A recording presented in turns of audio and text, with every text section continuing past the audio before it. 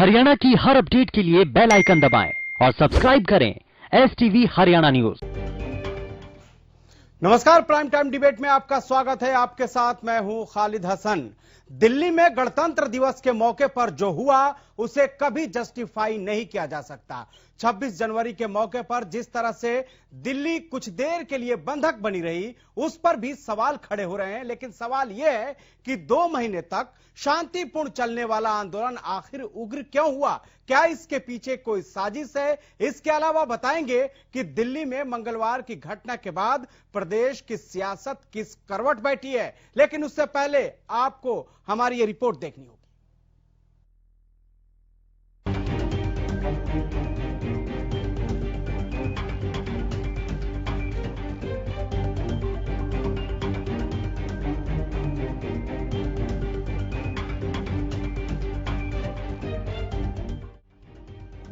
गणतंत्र दिवस के दिन देश की राजधानी दिल्ली की सड़कों पर जो हुआ, उससे न सिर्फ देश में गलत मैसेज गया, बल्कि विदेशों में भी भारत की बदनामी हुई।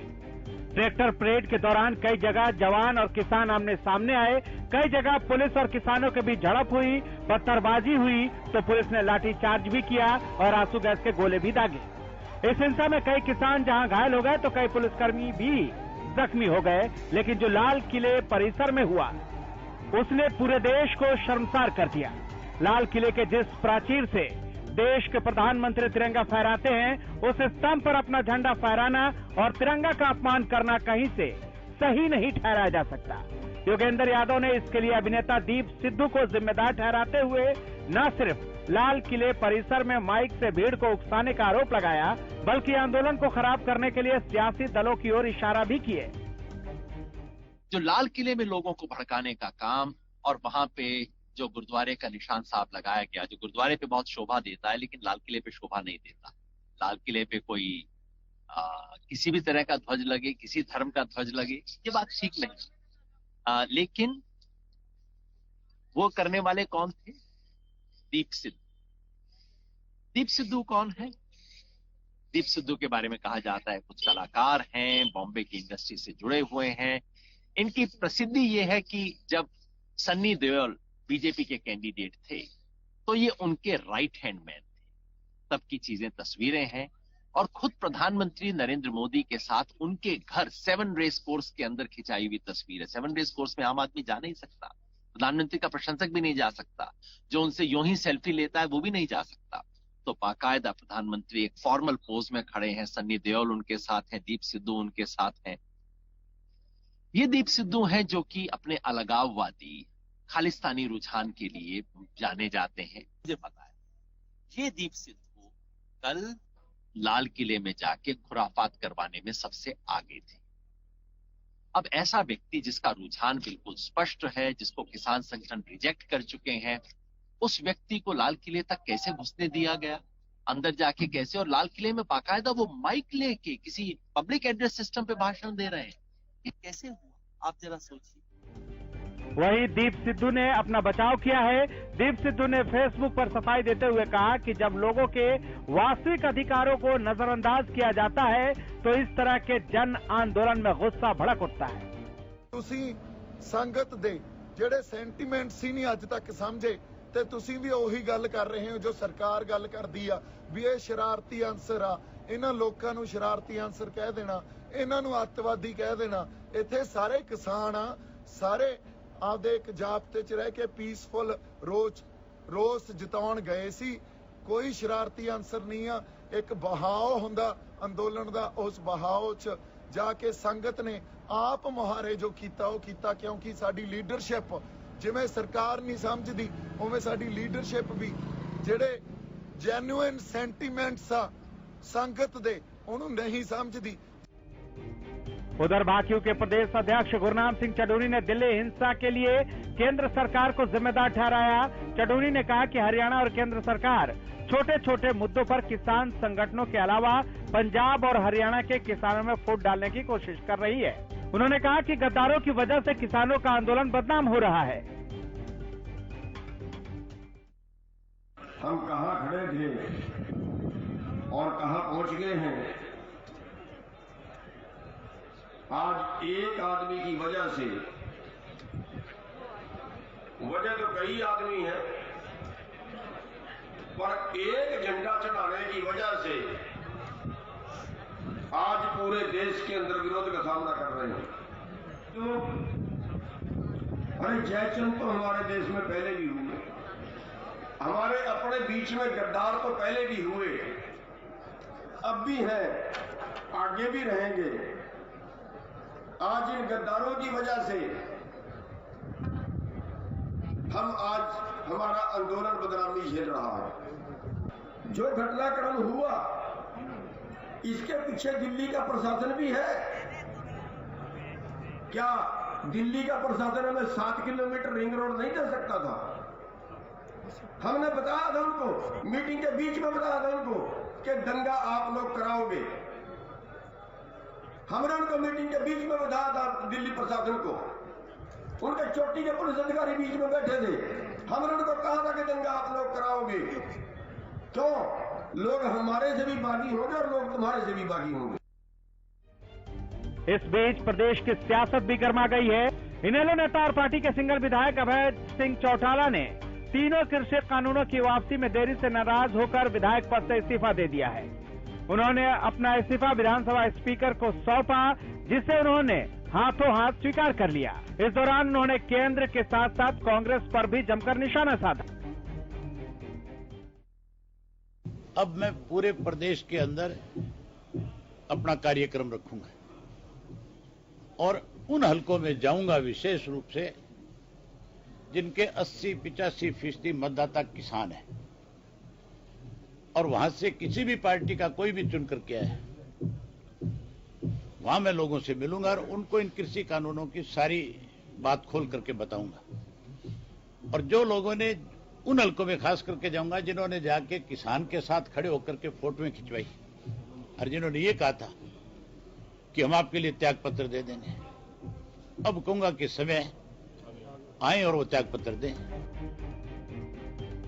अभय चौटाला के इस्तीफा देने का किसानों ने स्वागत किया है। भी हमने नुमाइंदा बना के और उनकी ताजपोशी करके हम लोगों ने, किसानों ने और कमेरे ने वहां भेज रखा है।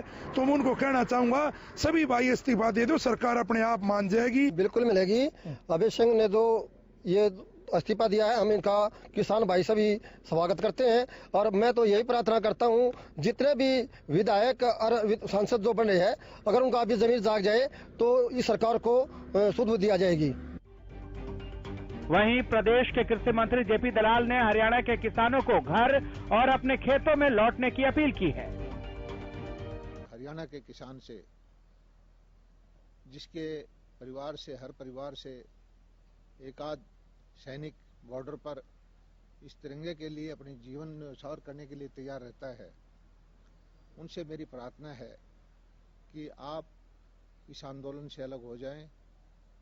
ये आंदोलन किसानों के हित के लिए नहीं है, इसके पीछे देश के मान सम्मान को चैलेंज करने वाले लोग हैं। इस बीच किसान परेड के दौरान हुई हिंसा को लेकर दिल्ली पुलिस ने एफआईआर दर्ज की है। इसमें 37 किसान नेताओं के नाम हैं, जिसमें स्वराज इंडिया के योगेंद्र यादव और भाकियू के प्रदेश अध्यक्ष गुरनाम सिंह चडूनी का नाम भी शामिल है। उधर ट्रैक्टर परेड हिंसा के बाद आंदोलन से जुड़े 2 संगठनों ने खुद को अलग कर लिया है। किसान नेता बीएम सिंह ने बुधवार को इसका ऐलान किया।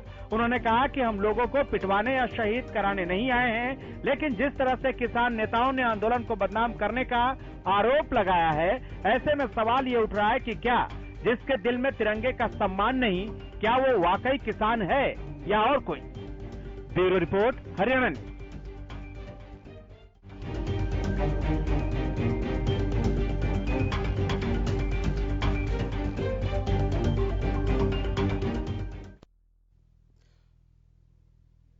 तो आंदोलन, हिंसा और साजिश पर चर्चा आगे बढ़ाएंगे, लेकिन उससे पहले आज के मेहमानों से हम आपको मिलवा देते हैं। स्वामी इंद्र राष्ट्रीय प्रवक्ता भाकियू के हमारे साथ जुड़ चुके हैं। सर स्वागत है आपका। सत्यव्रत शास्त्री प्रवक्ता बीजेपी भी हमारे साथ जुड़ चुके हैं। सर आपका भी स्वागत है। खालिद चहलका प्रवक्ता कांग्रेस हमारे साथ जुड़ चुके हैं। सर आपका भी स्वागत है। और सुखवंत सिंह प्रवक्ता इनेलो हमारे साथ जुड़ चुके हैं। सर आपका भी स्वागत है। सबसे पहले स्वामी इंद्र जी से सवाल। स्वामी इंद्र जी, बात तो हुई थी कि शांतिपूर्ण तरीके से परेड निकाली जाएगी, लेकिन जो कल दिल्ली के सड़कों पर हुआ उसके लिए किसको जिम्मेदार माना जाए?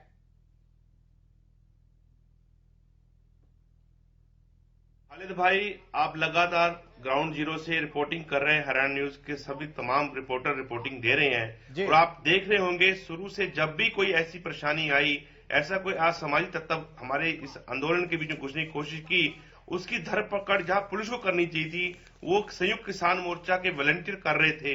हमने, आपको पता है, टिकरी बॉर्डर पे भी ऐसे बैड एलिमेंट्स को पकड़ के दिया था और उनकी संख्या जो थी 19 से 25 संख्या थी, वो हमने बताई और उनको पकड़ के दिया मौके पे। उसके बाद आपने देखा कि सिंधु बॉर्डर पे जिस तरीके से हमने वो एक जो उपद्रवी था वो पकड़ा और उसने माना भी था, प्रेस कॉन्फ्रेंस में माना था कि हमें अपॉइंट किया गया है, हमारा जो 10-10 की हमारी कंपनी है उसके अंदर 2 लेडीज भी हैं और 8 जेंट्स हैं और हम यहाँ पे उत्पाद मचाने आए हैं। किसी तरीके की यहाँ पे भ्रम की स्थिति हो, लोगों को वर्गलाया जा सके और लोगों के बीच में से हमने फायर करना है, हमने सरकारी पुलिस की वर्दी पहन के काम करना है। ऐसे में उस जो अपराधी था उसने पुलिस स्टेशन में जाके अपना बयान बदल दिया। हमने देखा है कि हमेशा जब भी अपराधी अपने बयान बदलता है, थाने में जाके नहीं बदलता, वो कोर्ट में जाके बदलता है। ये पहली दफा ऐसा हुआ कि इस प्रकार हमें देखने को मिला। उसके बाद जो संयुक्त किसान मोर्चा ने पुलिस को समझाने की बात कही थी, जो रूट को लेकर तय हुआ था, उसमें पुलिस खुद जो प्रशासनिक अधिकारी थे इस बात को सहमत थे कि हाँ, शांतिपूर्ण तरीके से किसान जो है अपना मार्च कर सकता है। ऐसे में एजेंसियों के पास जो रिपोर्ट आई थी वो ये रिपोर्ट आई थी कि किसान जो है उपद्रव नहीं मचाएंगे, कुछ बैड एलिमेंट उपद्रव मचा सकते हैं।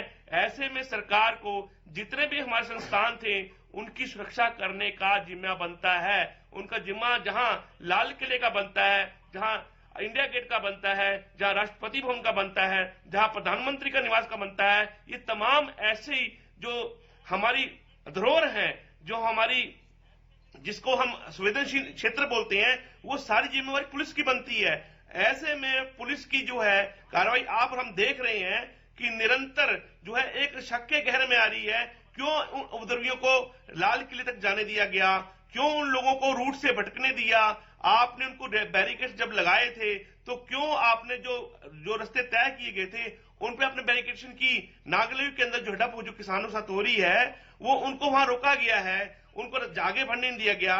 जो झड़प किसानों साथ आईटीओ पे हुई है उससे पूर्व में जो आपका जो नोएडा के अंदर जो फ्लाईओवर है वहां पर उनको रोका गया, उनको कहा आप ऊपर से नहीं जाएंगे, नीचे से जाएंगे। अक्षरधाम की मैं बात कर रहा हूं तो वहां पर दोनों रास्ते अवरुद्ध हो गए हैं। आपने देखा है जब भी ऐसी अमजस्मत की स्थिति हुई है, हमारे वॉलंटियरों ने, हमारे बुजुर्ग किसान साथियों ने, हमारे लीडरों ने किसानों को रोकने की और समझाने की भरसक प्रयास किए। ऐसा कोई मीडिया ने दिखाने की कोशिश नहीं की कि किसान उस आंदोलन को शांतिपूर्ण तरीके चलाने की कोशिश कर रहे हैं। सिर्फ यही दिखाया गया कि उपद्रवियों ने उपद्रव मचाया।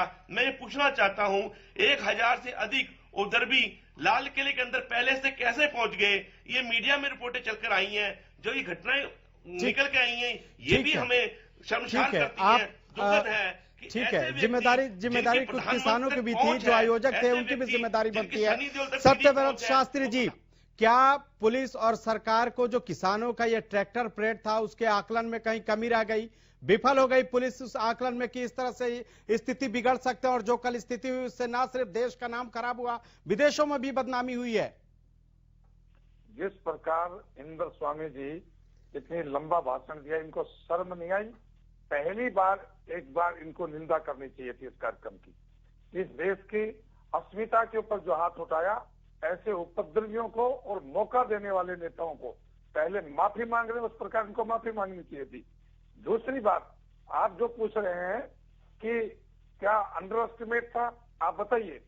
जो लोग किसान के साथ जवान की कसम खाते थे, जिन्होंने 37 बिंदुओं के अपनी सहमति दी, जिन्होंने किसान को उतना ही अनुशासित बताया जितना जवान है, जवान और किसान का एक नारा साथ देकर 37 संगठन 37 बिंदुओं के ऊपर जब इस देश की अस्मिता की रक्षा का वचन देते हैं, उसके बाद इस भारतीय लोकतंत्र के अंदर यदि इसको रोका जाता, आप शुक्र मानो कि सरकार ने इतनी अस्मिता पर गले पर हाथ डालने के बाद भी हिकामत ने की अपने कितने जवानों को कितने और लहूलुहान करने दिया।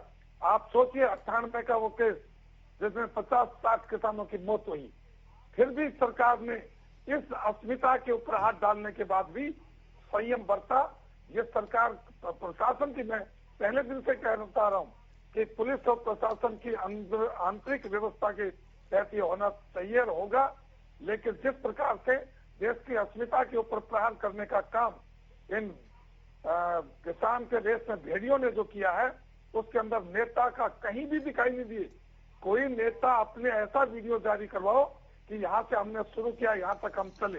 एक भी नेता ने अगुवाई नहीं की, एक भी नेता ने किसी प्रकार की अव्यवस्था की, बल्कि ऐसे तमाम सोशल मीडिया के अंदर वीडियो वायरल हो रहे हैं जो इशारों में, दोहरी भाषा के अंदर, दोहरे इशारों के अंदर इस उद्दंडता को फैलाने का प्रयास जिनने किया, चाहे उसमें राकेश टिकैत हो, चाहे उसके अंदर योगेंद्र यादव हो, और चाहे खालिद चाहल का भी हमारे साथ है कांग्रेस प्रवक्ता, उनसे भी जान लेते हैं कि आखिर खालिद जिस तरह से आपने देखा कि 2 महीने तक, ठीक है शास्त्री जी आएंगे आपके पास फिर, जरा खालिद चालका से भी डिबेट में इनको भी शामिल कर लेते हैं कि जिस तरह से ये जो आंदोलन था 2 महीने तक बहुत ही शांतिपूर्वक रहा, लेकिन अचानक ऐसा क्या हुआ कि कल ये आंदोलन उग्र हो गया और जिसके बाद से दिल्ली की जो स्थिति है सड़कों पर जो हमने देखा वो एक ना सिर्फ शर्मनाक था बल्कि राष्ट्रीय पर्व के दिन इस तरह की जो हरकतें हुई उसका गलत मैसेज भी गया।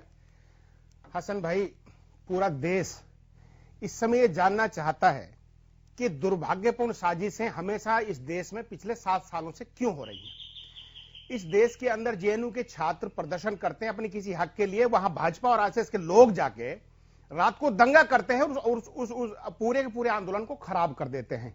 शाहीन बाग में एक आंदोलन चल रहा होता है, उसमें आरएसएस के लोग जाके गोलियां चला देते हैं और उस आंदोलन को खराब कर देते हैं। किसान आंदोलन पिछले 60 दिनों से बड़ा शांति से चल रहा था, उसमें ऐसी क्या स्थिति आई कि वहां पे एक दीप सिद्धू जो भाजपा सांसद सनी देओल का चुनाव मैनेजर रहा है, आज इनके सांसद सुब्रमण्यम स्वामी ने कहा है कि ऐसा क्या है, उसको गद्दार कहने में क्यों चौंक रहे हैं लोग। जो आदमी भाजपा के सांसद का चुनाव मैनेजर रहा है उसको गद्दार कहने में तकलीफ क्या है। वो जाके 20-25 ट्रैक्टरों को, 20-25 लोगों को हमारे देश की धरोहर लाल किले पर जाकर अपनी एक शरारत करता है। इसको हम यह क्या कहेंगे, इसको हम कहेंगे कि प्रताड़ित करो और तोड़ दो, थका दो, भगा दो। 11 बार की वार्ता हुई किसानों के साथ, क्या किया भाजपा ने, उसका रिजल्ट क्या निकला। क्या इस इंतजार में थे कि एक बड़ी साजिश करेंगे, इनको तोड़ेंगे, भगाएंगे, प्रताड़ित करेंगे। ये कोई तरीका नहीं है। किसी भी देश में उठती आवाज को दबाने का जो भाजपा और आरएसएस का तरीका है ना, इस देश के लिए दुर्भाग्यपूर्ण है। निश्चित ही इससे देश की साख को नुकसान हुआ है, लेकिन साख के पीछे कौन है, ये सवाल आज पूरा देश पूछ रहा है कि एक जो भाजपा के सांसद का चुनाव मैनेजर है, प्रधानमंत्री जी के साथ उसका फोटो है, सनी देओल जी के साथ, एक मिनट हसन भाई, उसके साथ दोनों के साथ फोटो खिंचवाते हैं, उसमें सवाल नहीं कर रही है भाजपा। हाथरस में गैंगरेप होता है, वहां के मुख्यमंत्री के साथ उनका फोटो है, उसमें सवाल नहीं करते, उल्टा चोर कोतवाल को डांटे। पिछले 7 सालों से स्थिति इस देश के अंदर है। सुखवंत सिंह जी, ठीक है, इन लोग प्रवक्ता को भी डिबेट में शामिल करते हैं। सुखवंत सिंह जी, क्या लगता है कल जो हुआ वो साजिश थी या फिर एक तरह से मैनेजमेंट नहीं कर पाई, पुलिस को यह अंदाजा नहीं लग पाया कि इस तरह के हालात भी हो सकते हैं?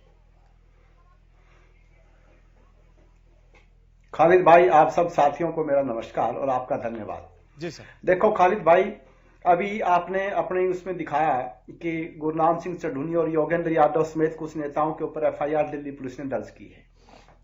अब सवाल ये उठता है कि अगर जो अभी हमारे दूसरे प्रवक्ता साथी कह रहे थे कि हाँ, मैं ये कह रहा हूं खालिद भाई कि ये हमारे जो साथी अभी जिस राष्ट्रीय धरोहर की बात कर रहे थे, अगर वहां पे कोई अपराध हुआ है तो वहां पे एफआईआर दर्ज क्यों नहीं हुई? पहली बात। इसका अर्थ यह है कि या तो वहां पे अपराध हुआ ही नहीं, या फिर दूसरा अगर अपराध हुआ तो सरकार के इशारे पे हुआ।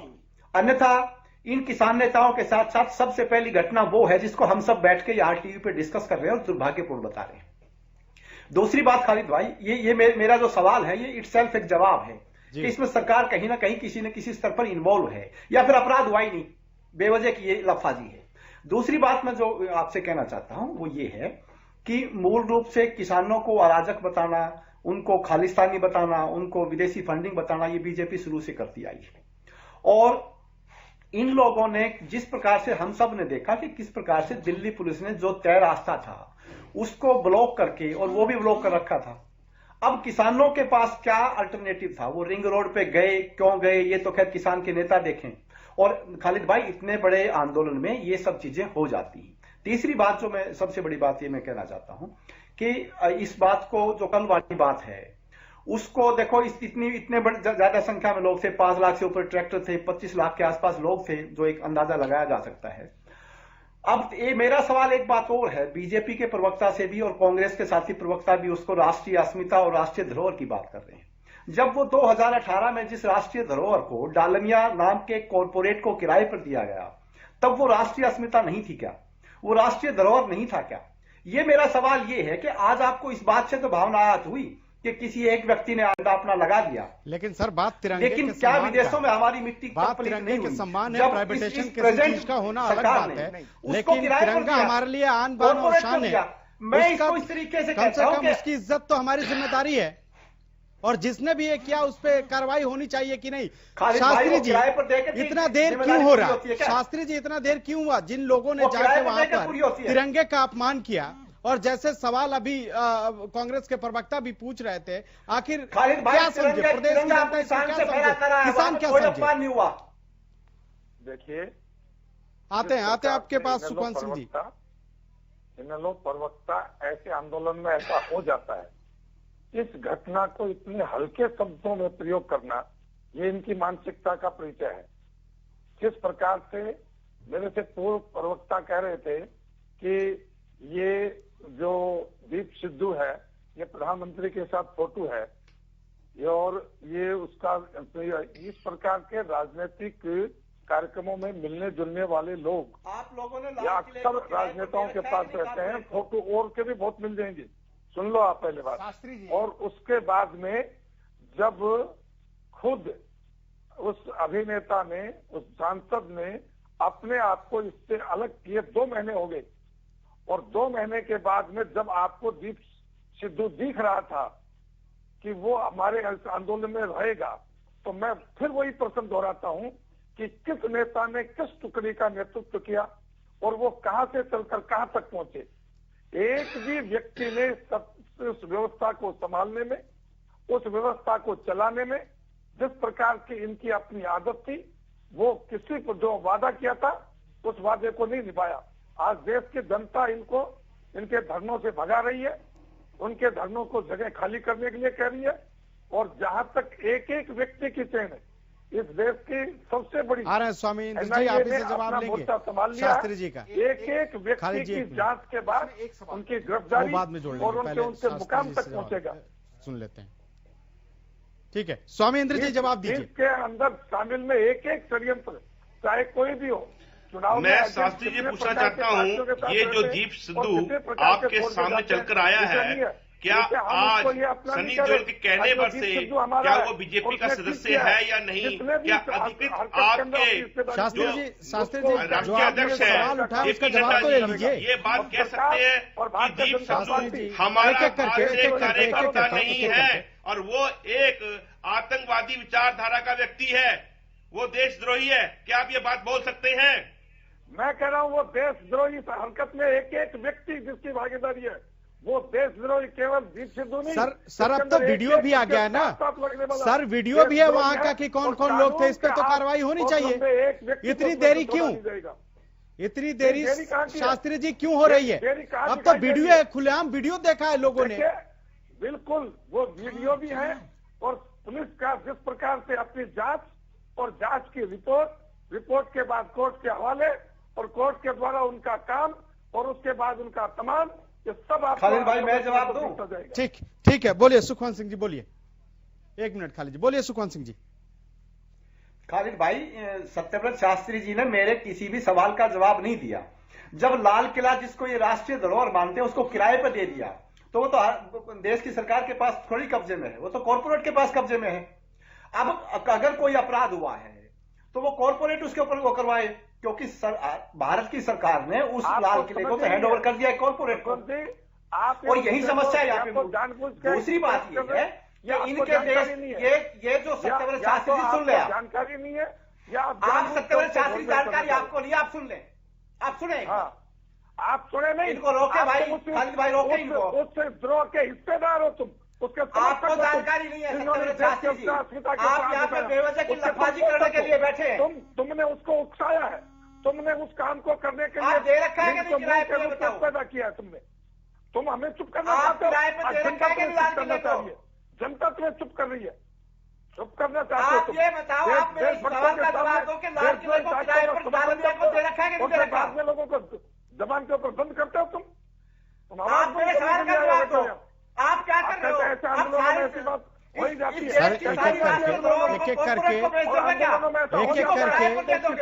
मर्यादा के साथ प्लीज आप लोग एक एक करके अपनी बात रखें। कानून व्यक्तिगत आरोप और व्यक्तिगत आक्षेप के लिए नहीं बैठे हैं हम लोग, इसी मुद्दे पर चर्चा कर रहे हैं। बहुत ही जरूरी है, इम्पोर्टेंट है। और आप लोग एक दूसरे पे ऐसे अगर छीटा कसी करेंगे तो कैसे काम चलेगा? एक एक करके बोलिए प्लीज। इनकी भाषा क्या थी कि इतने ठीक है, ठीक है, ठीक है। खालिद जी कुछ कह रहे हैं। ठीक है शास्त्री जी प्लीज, शास्त्री जी आप सुन लीजिए, बोलिए। खड़िए मत। खालिद जी, जब इस 26 जनवरी की परेड से पहले आंदोलन में एक डिस्टर्बिंग एलिमेंट मिलता है। शास्त्री जी एक मिनट सुनिए। अरे शास्त्री जी एक तरफ से सुन लीजिए। वन वे मत चलिए माननीय प्रधानमंत्री जी की तरह। माननीय खालिद जी अरे शब्द का प्रयोग मत करो। आपको भाषा के नियत शास्त्री जी, मुझे टोक रहे हो। शास्त्री जी अरे कहना नहीं चाहिए मुझे। शास्त्री जी अरे कहते हो। शास्त्री जी भाषा को भी ठीक रखो। शास्त्री जी कैसे करो? शास्त्री जी कहते हैं शास्त्री जी वन वे मत चलिए माननीय प्रधानमंत्री जी की तरह। सुन लीजिए, जिस तरह वो देश की आवाज नहीं सुन रहे, इस तरह प्रवक्ताओं को एक आदत हो गई है कि वन वे चलने लगे हैं। छोटा सा आपसे सवाल है कि जब 10 दिन पहले किसान आंदोलन में एक ऐसा शरारती तत्व मिलता है जो कहता है कि इस तरह की चीजें आंदोलन में हो सकती हैं, खुफिया विभाग, सरकार का गृह मंत्रालय, और जब इतनी बड़ी घटना होती है तो क्या ये समझें या तो गृह मंत्रालय इसमें साजिश में शामिल है, और गृह मंत्रालय शामिल नहीं है तो देश के प्रधानमंत्री को गृह मंत्री के खिलाफ या कार्रवाई करनी चाहिए, उनको बर्खास्त करना चाहिए। ऐसे नहीं चलेगा। खालिद जी आपके सवालों का जवाब लेंगे, लेकिन हमें यहाँ एक छोटा सा ब्रेक।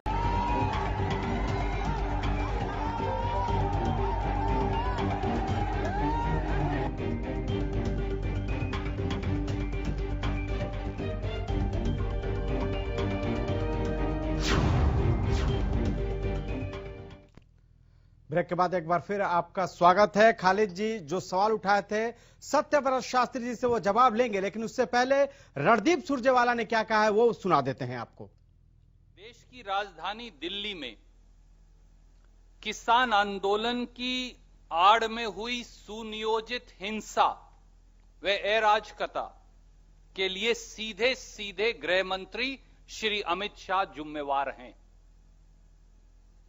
इस संबंध में तमाम खुफिया इनपुट के बावजूद हिंसा के तांडव को न रोक पाने में नाकामी के चलते उन्हें एक पल भी अपने पद पर बने रहने का अधिकार नहीं। श्री अमित शाह को बगैर देरी के बर्खास्त किया जाना चाहिए। जो दीप सिद्धू प्रधानमंत्री मोदी और अमित शाह के साथ फोटो खिंचवाकर बैठक साझा करता है, उसे और उसके समर्थकों को लाल किले तक जाने की अनुमति किसने दी?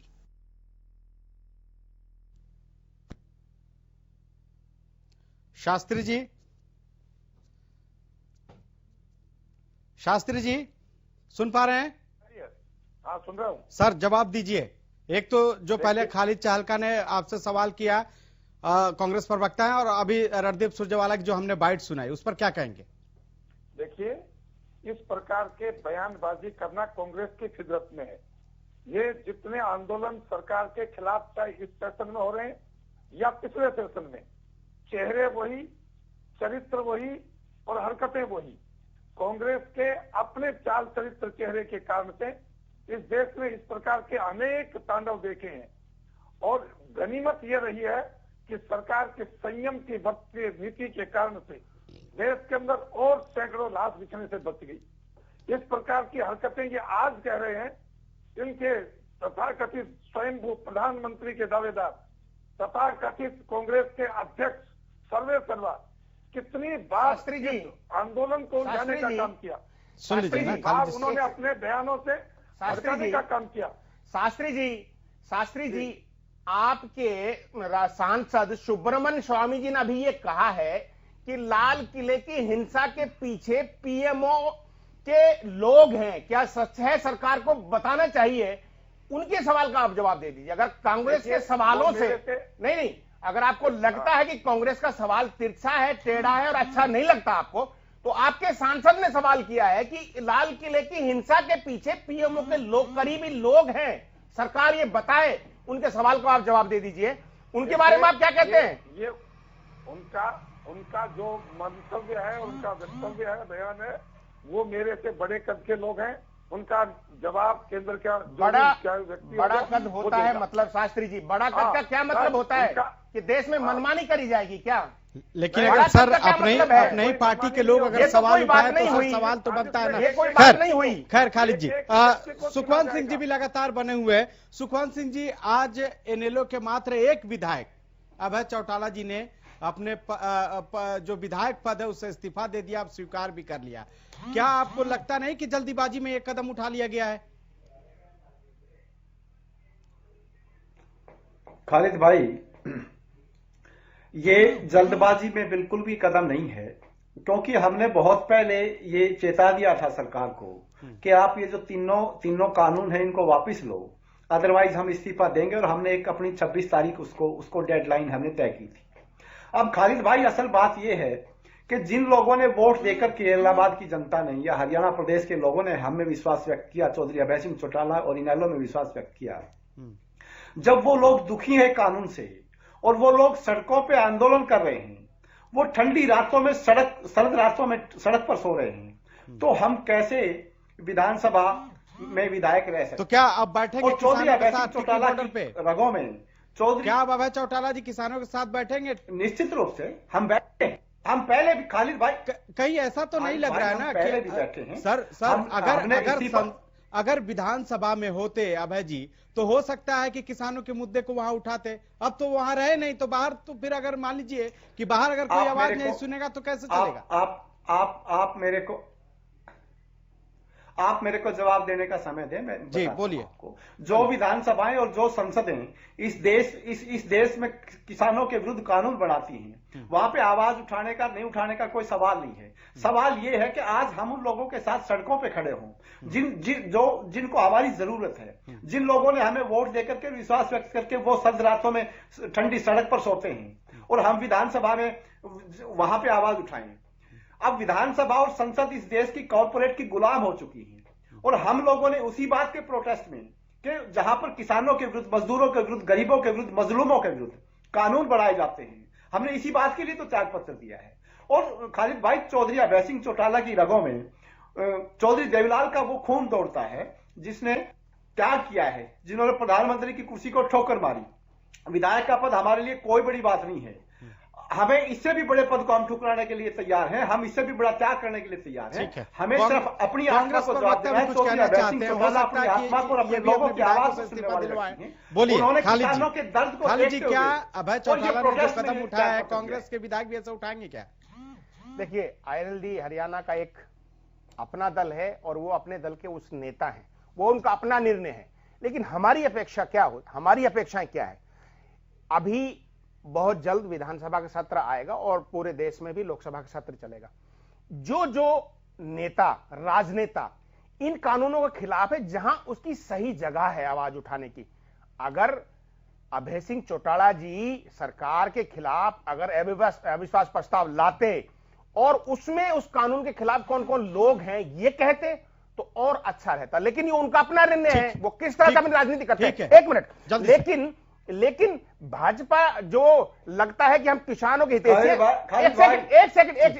मिनट भाई साहब, सुखवंत जी एक मिनट, 37-38 संगठनों के खिलाफ एफआईआर होती है, 2 से 3 के खिलाफ नहीं होती है। वो 2 से 3 कौन है जिनके खिलाफ नहीं होती है? क्या वो इसमें उनको छटनी कर लिया गया है कि वो इस भीड़ में नहीं थे, वो इस आंदोलन में नहीं थे? 37-38 संगठनों के खिलाफ क्यों होती है, 2 से 3 के खिलाफ क्यों नहीं होती? क्या ये वो लोग हैं? शास्त्री जी, क्या मुंह देखकर एफआईआर किया गया है? नहीं, जो अमूमन भाजपा कहती है कि लोग बैठे हैं मुखौटा पहन के, मुखौटे छटने लगे हैं हसन भाई। शास्त्री जी से हमारा सवाल है कि मुखौटे छट रहे हैं, उनके बारे में क्या कहते हैं? वही तो सवाल पूछ रहे हैं। शास्त्री जी बोलिए। खालिद जी चिंता मत करो, थोड़े दिन के बाद इसी चैनल पर बैठकर आप लोग इस बात पर बहस करोगे कि उसके ऊपर एफआईआर क्यों हुई। मैं आज दोपहर की डिबेट में हरियाणा न्यूज के ऊपर यही बात कह रहा था। मेरे साथ इनेलो के प्रवक्ता थे, मैंने उनसे कहा था कि इस प्रकार की आज जो तुम कह रहे हो कि एफआईआर होनी चाहिए, कार्रवाई होनी चाहिए, जब कार्रवाई शुरू होगी तो इसी के ऊपर बहस होगी कि उन पर क्यों किया गया, उन पर क्यों नहीं हुआ, उन पर क्यों नहीं हुआ। जो इनको आप अपराधी घोषित करोगे उनके पैरोकार के रूप में ये खड़े हो। शास्त्री जी एक सवाल, एक तरफ तो आप और भाजपा की पूरी सरकार। खालिद भाई मेरे को समय दे। एक मिनट खालिद चालकर, खालिद जी सवाल पूछना आपका काम नहीं। सवाल नहीं पूछ रहा हूं, सवाल पूछना काम नहीं है। आप अपना वक्तव्य दीजिए।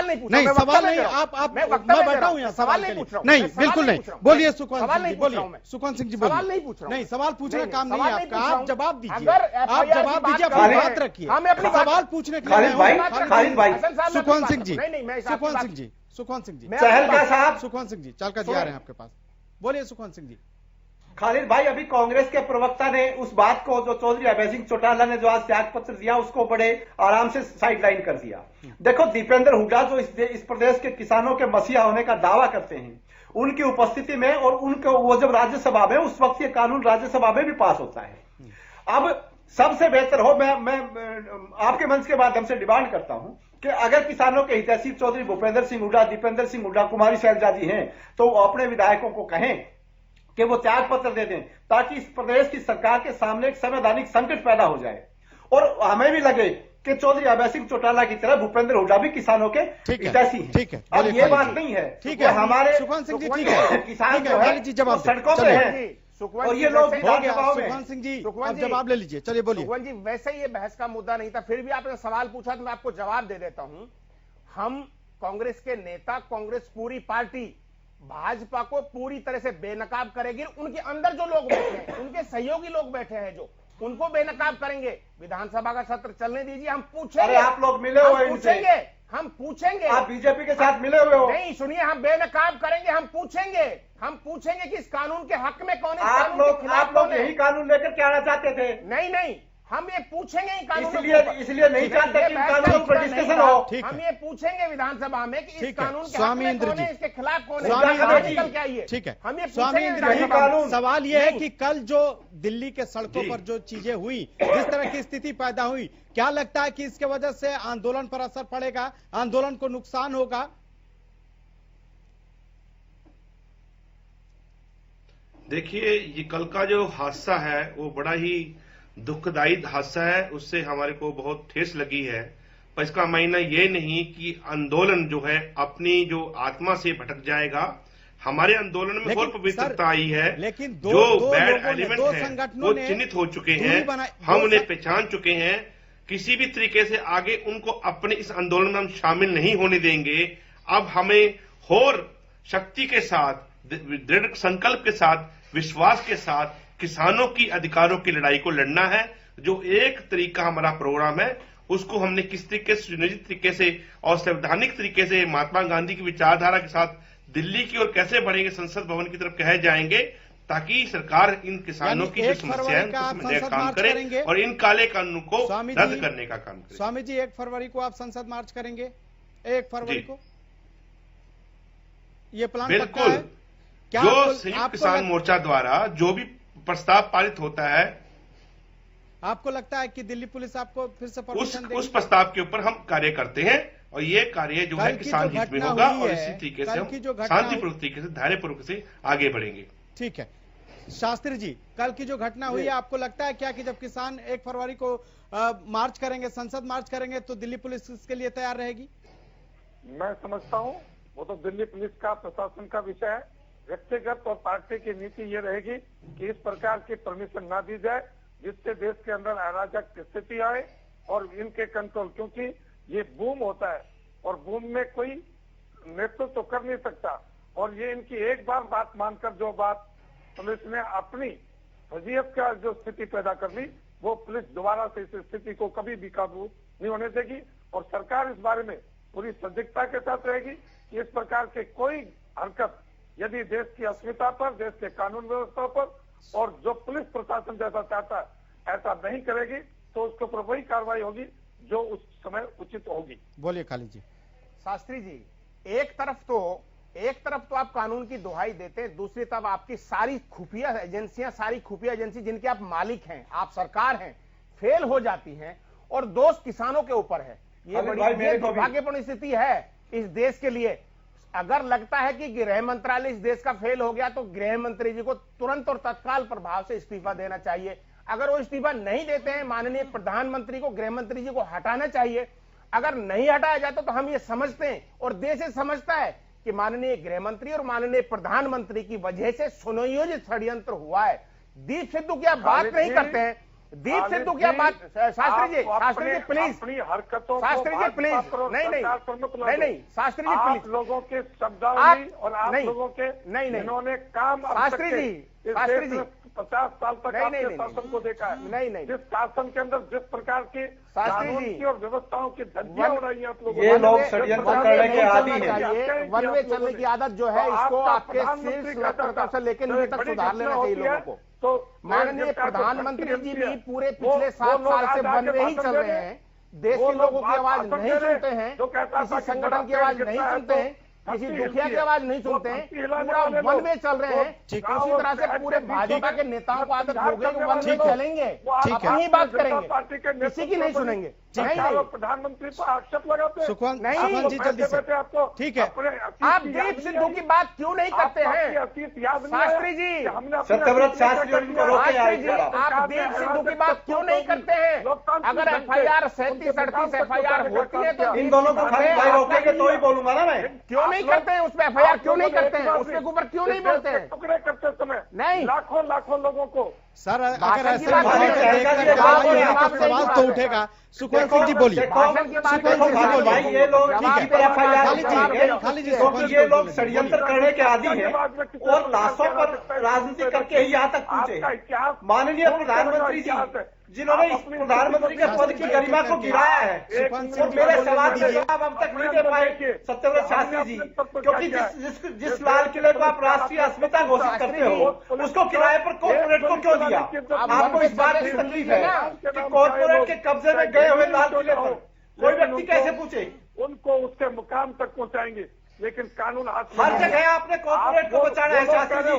आप लोग कॉर्पोरेट के हाथों में चुके हो। शास्त्री जी जवाब ले लीजिए। कॉर्पोरेट को शास्त्री जी जवाब तो ले लीजिए। सर शास्त्री जी, माना कि कल की घटना के बाद आप फ्रंट फुट पे हैं, लेकिन कम से कम जवाब तो सुन लीजिए।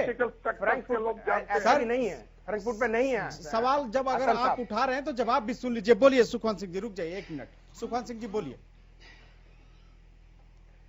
मैं खालिद भाई ये कह रहा हूं कि ये लोग पूरे देश को कॉर्पोरेट के हाथों बेचना चाहते हैं। मेरे सवाल का जवाब इन्होंने अभी तक नहीं दिया कि जिस राष्ट्रीय अस्मिता को किराए पर देने पर इस देश की मिट्टी पलीत नहीं हुई का, विदेशों में नाम खराब नहीं हुआ का, कि इतनी बड़ी धरोहर जो एक ऐतिहासिक धरोहर है उसको किराए पर एक कॉर्पोरेट को दे दिया। दूसरी बात यह है कि खालिद चहलकानी कांग्रेस के प्रवक्ता अभी बोल रहे थे, ये लोग षड्यंत्र करने में पारंगत हैं। षड्यंत्र कर करके तो यहां तक पहुंचे हैं। माननीय गृह मंत्री जी, माननीय प्रधानमंत्री जी, उनका नाम किस इज्जत के साथ इस देश की जनता लेती है वो सबको पता ही है, किस प्रकार के षड्यंत्र और किस प्रकार के नरसंहार करके ये लोग यहाँ तक पहुंचे हैं और इन लोगों का क्या मंतव्य है। और जिस प्रकार से कल दूसरी बात रणदीप सुरजेवाला जी अभी कह रहे थे कि वो परमिशन नहीं दी गई है, तो आप ये बताएं कि वो लाखों लोग जो रिंग रोड पे गए उनको भी अपराधी बता रहे रणदीप जी। सारे हाथ और चेहरे खून, किसानों के खून से रंगे हुए हैं। आपने एक व्यक्ति के खून के कीमत कभी चुकाई नहीं है, देखा नहीं। आज समय आने वाला है। शास्त्री जी ये जवाबदेही नहीं है, शर्म करिए कुछ नहीं है। आप सरकार जो सरकार सत्ता में है इसी प्रकार का आप जवाब तो दें। ये जवाबदेही आप ये तो बताएं कि लाल किले को किराए पर क्यों दिया? बहस का मुद्दा है जिसपे पूरा देश का मीडिया और पूरे देश के लोग बहस कर रहे हैं। एक तरफ अगर लाल किले पर जो हम देख रहे हैं कि अगर वहां पे कोई आदमी झंडा चढ़ा रहा है और वो भाजपा से जुड़ा हुआ है उसकी जवाब कौन देगा? उसकी जवाब भाजपा देगी, भाजपा के लोग देंगे, सरकार आपकी देगी। वहां तक लोग और उस पर एफआईआर वहां तक लोग पहुंच कैसे गए? आपको मैं हरियाणा का ही बता देता हूँ ना। आपको पलवल में क्या हुआ? पलवल में आपकी पुलिस ने क्या किया? पलवल में आपकी पुलिस ने क्या किया? किसानों के साथ जानवरों से भी बुरा बर्ताव था। एक एक किसान के ऊपर 50 से 60 लाठियां एक साथ पड़ रही थी। पूरे देश ने देखा है। जवाबदेही आप लोगों की है। किसानों के जो ये इल्जाम आप लगाते हैं, सब कुछ बेच देंगे, कभी भी आपको तसल्ली नहीं मिलेगी इस देश के अंदर। ठीक है, अब जरा स्वामी जी से ले लेते हैं रिएक्शन। बात को फिर कह रहा हूं मंच के ऊपर बैठकर, पूरी जिम्मेवारी के साथ कहता हूं, भारतीय जनता पार्टी का यदि एक एक व्यक्ति इस षड्यंत्र में शामिल होगा तो उसकी सजा वही है। ठीक है सर, उम्मीद यही है कि सजा मिले जिन्होंने ये षड्यंत्र किया है। लेकिन स्वामी जी, सवाल यह है कि अब आगे की रणनीति क्या होगी आप लोगों की? कैसे आंदोलन को आगे बढ़ाएंगे, क्या करेंगे? जैसे अभी खबरें भी आ रही थी कि बहुत से लोग वापस जा रहे हैं, क्या इसमें कितनी सच्चाई है? जी देखिए, शास्त्री जी बात कर रहे थे कि हम पुलिस प्रशासन को ये कहेंगे किसानों को संसद मार्ग की परमिशन ना दी जाने की। ऐसे में क्या हम ये समझें कि देश के अंदर अघोषित इमरजेंसी आपने लगा दी है? क्या देश का नागरिक अपनी आवाज नहीं उठा सकता? भले किसान हो, भले कोई भी अन्य वर्ग हो, जिसके ऊपर उत्पीड़न होगा, क्या उसको अपनी आवाज उठाने की मनाही है? क्या हम ऐसे लोकतंत्र में जी रहे हैं जहां पे डिक्टेटरशिप है, जहां पे आदमी को कुचला जाएगा, उनका दमन किया जाएगा? क्या ये लोकतंत्र की हत्या नहीं तो क्या है? आप एक मीठी मीठी बात बनाकर चैनल के ऊपर लोगों को भड़काने का काम करते हो और फिर यहाँ आके मीठी मीठी बात बनाते हो। कैसा लोकतंत्र है ये? लोकतंत्र की शास्त्री जी आप लगातार बात कर रहे हैं, क्या सरकार की जवाबदेही नहीं थी? 2 महीने से किसान बैठे हुए हैं और ये मुद्दा जहां का तहां है। क्या सरकार की जिम्मेदारी नहीं थी कि उसको खत्म किया जाए? सरकार ने कितनी बार अपनी बातों में क्या 12 बार बात हुई? नतीजा क्या हुआ? नतीजा क्या निकला सर? नतीजा नहीं निकला ना। अगर 12वें दौर की वार्ता में भी कुछ निकला होता तो हो सकता कि गणतंत्र दिवस के जो दिन हुआ, किसान जो आए सड़कों पर परेड करने के लिए, वो नहीं करते। देश गिरवी नहीं रखा जा सकता। चंद जिनके पीछे 2 आदमी है, उनके हाथों में देश गिरवी नहीं रखा जा सकता। पिछले अरे देश को गिरवी तो रख रहे हो आप कॉर्पोरेट के हाथों। शास्त्री जी, 35 करोड़ की आबादी को शास्त्री जी के हाथों में गिरवी पिछले 7 साल के अंदर इस देश में जितने भी आंदोलन, अगर आपको लग रहा था कि गिरवी रखा जा रहा था तो समस्या का समाधान तो होना चाहिए था ना। ठीक है, एक एक करके अब मेरे पास वक्त की कमी है, लास्ट रिएक्शन लेना चाहेंगे। सबसे पहले सुखवंत सिंह जी आप जवाब दीजिए, क्या कहना चाहेंगे? लास्ट रिएक्शन, वक्त की कमी है, 10 सेकंड में बोलिए। देखो खालिद भाई, जिस प्रकार से जो लाल किले की जो घटना है उसके ऊपर इनको एफआईआर अभी तक दर्ज कर देनी चाहिए थी अगर कोई अपराध हुआ है तो। दूसरी बात ये है कि ये किसी बात का जवाब नहीं दे रहे सत्यव्रत शास्त्री जी, और इन लोगों की ये इच्छा है कि कॉर्पोरेट के हाथों पूरे देश को गिरवी रख दें और उनको बेच दें, और इस देश की जनता जब उसकी बेकारी खड़ी हो तो ये की बात है। बोले जल्दी से। पिछले 7 साल में जो आवाजें इस देश के अंदर उठी हैं, उन आवाजों को भाजपा ने सिर्फ षड्यंत्र से दबाया है। सरकार ने बातचीत से या संतुष्ट करने का कोई तरीका आज तक नहीं अपनाया है, चाहे वो किसान हो, छात्र हो, महिलाएं हो, जो भी लोग हो। स्वामी जी, आपका चलेगा नहीं। आगे की रणनीति क्या होगी? अब क्या करेंगे? देखिए, मैं सरकार से एक विनम्र बेनती करना चाहता हूं कि किसान लगातार 2 महीने से अधिक आंदोलन पे बैठा हुआ है। सरकार को हठ धर्मी को छोड़ देना चाहिए, अन्यथा किसान को ये लंबी लड़ाई लड़नी पड़ेगी और किसान सरकार को समझाने में सक्षम है। आने वाले समय में हमारा आंदोलन और शांतिपूर्ण तरीके से लंबा चलेगा। सरकार इस बात से ना सोचे किसान पीछे हटने वाला है। ठीक है शास्त्री जी जो कल हुआ, जिस तरह के आरोप लग रहे हैं, कह रहे हैं साजिश हुई है, क्या अगर साजिश हुई है तो कब तक पर्दाफाश होगा? क्योंकि आप सत्ता में हैं, जवाबदेही आपके, जल्दी से जवाब दीजिएगा। जैसे ही जांच एजेंसियों ने अपनी कार्रवाई कल से शुरू कर दी, आज से कार्रवाई हो गई, मुकाम तक आप सबको इसका परिणाम दिखाई देगा। ठीक है, आप तमाम गेस्ट हमारे साथ जुड़े, इसके लिए आपका बहुत बहुत शुक्रिया। लेकिन सवाल यही है कि गणतंत्र दिवस के